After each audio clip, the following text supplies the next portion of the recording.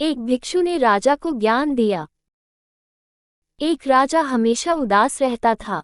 लाख कोशिश करने के बावजूद उसे शांति नहीं मिलती थी। एक बार उसके नगर में एक भिक्षु आया। भिक्षु के ज्ञानपूर्ण उपदेश से राजा बहुत प्रभावित हुआ। उसने भिक्षु से पूछा, मैं राजा हूँ, मेरे पास सब कुछ है, किंतु फिर भी मेरे मन में शांति नहीं है, मुझे क्या करना चाहिए? भिक्षु बोला, आप अकेले में बैठकर चिंतन करें। राजा अगले दिन सुबह अपने कक्ष में आसन जमाकर बैठ गया।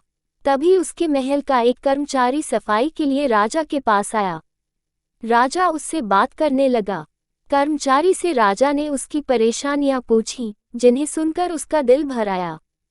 इसके बाद राजा हर कर्मचारी के कष्ट व दुख जानने लगा।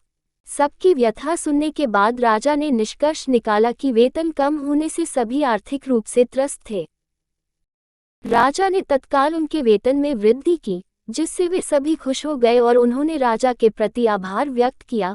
अगले दिन जब राजा की भिक्षु से भेंट हुई तो उसने पूछा, राजन, आपको कुछ शांति प्राप्त हुई?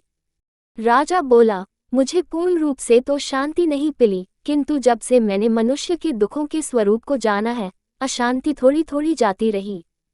तब भिक्षु ने समझाया, राजन, आपने शांति के मार्ग को खोज लिया है, बस उस पर आगे बढ़ते जाएं। एक राजा तभी प्रसन्न रह सकता है जब उसकी प्रजा सुखी हो।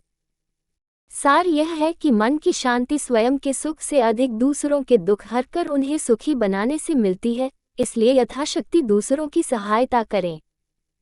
सार यह है कि मन की शांति स्वयं के सुख से अधिक दूसरों के दुख हरकर उन्हें सुखी बनाने से मिलती है, इसलिए यथाशक्ति दूसरों की सहायता करें।